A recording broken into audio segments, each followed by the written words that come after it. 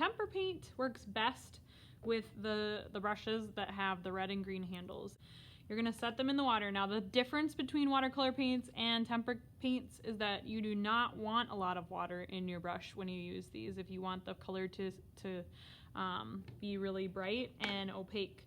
So actually when you get ready, you're gonna get as much water out of the brush as you can on your sponge. Those are what those sponges are for. I also have a palette over here for mixing. So what you can do, like if I wanted to mix a color for a shape, maybe I'll do like a peach. I'm gonna scoop up some paint out of my paint wells over here. Wipe off as much as I can. Then I'm actually gonna rinse my brush out so that I can change colors. You never wanna mix inside of this palette. Then I'm gonna scoop up a little bit of pink, mix that around.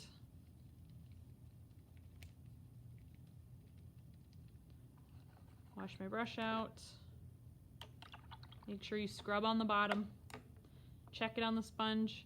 And then I'm gonna scoop up some white to make it lighter. It's gonna be kind of almost like a clementine color. So when I go to paint a shape, this is kind of the thicker, bigger brush for big shapes, but if you turn it on the side, it has a skinny side. So it's actually good for outlines if you turn it on the side.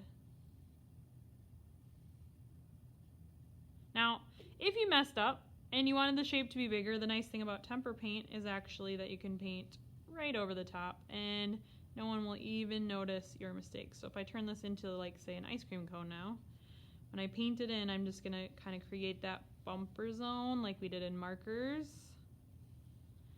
And then fill it in back and forth.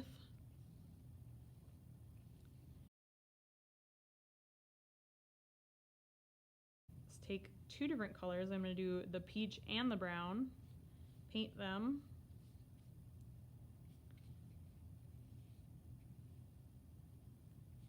And where I want it to blend, what I can do is wash my brush out. I'm gonna switch to the red brush. I'm gonna take a little bit of brown, and brown is gonna create the shadow on my cone. And I don't wanna leave it streaky like this, so what I'm gonna do is while it's both wet at the same time, I'm gonna kind of blend back and forth and leave this side peach, so that way that is the lighter side. Or if I wanted this color to be lighter, I could add white over here to make it like a light peach.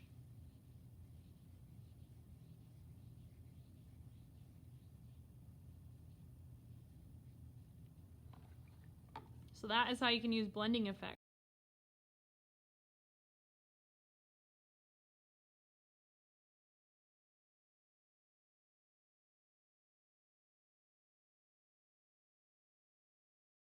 Now, one of the best things about liquid tempera paints is that they layer really well on top of each other. So I painted this a while ago, the yellow is dry, and I'm gonna take a smaller brush and I'm gonna add details on top.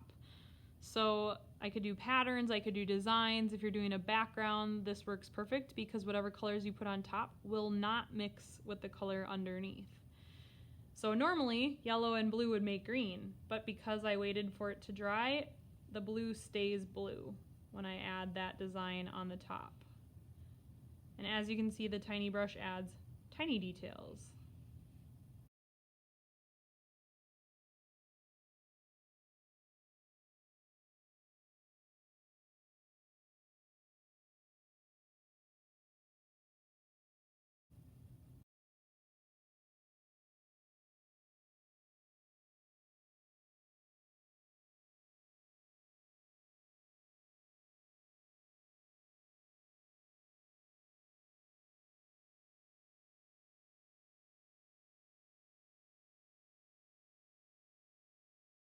Our brush has different brush strokes that it can create. So this medium one is really good for like petals on a flower or kind of like grass on the ground. And so if you're taking your brush and you're kind of going from thick to thin, that's what creates that texture. You can also blend in other colors while you're doing that to kind of mix. So if I want some like lighter green and kind of mixed in, that can add detail to your art.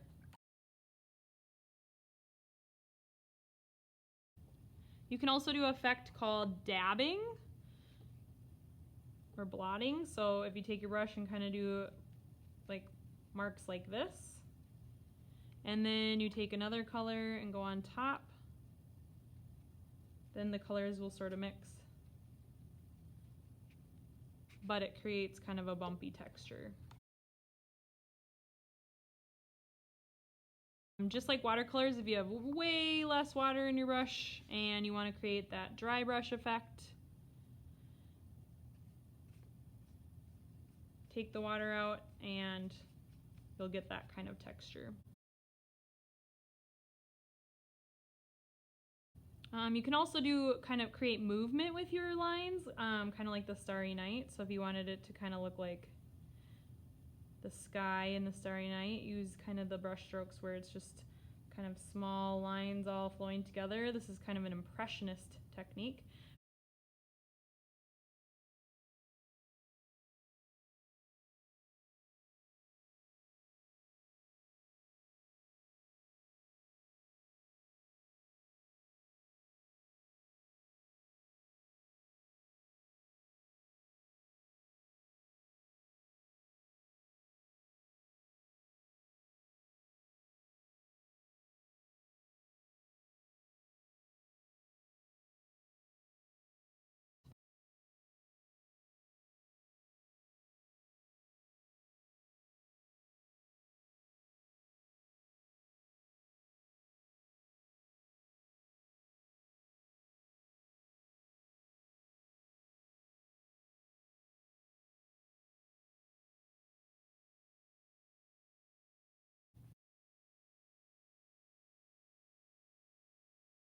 In a tempera painting, it's really nice to plan out your composition in advance.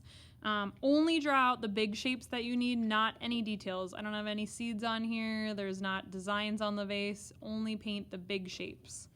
Then you go ahead and paint the background, and then after you've gotten the background kind of filled in, and then you can start painting the actual subject itself.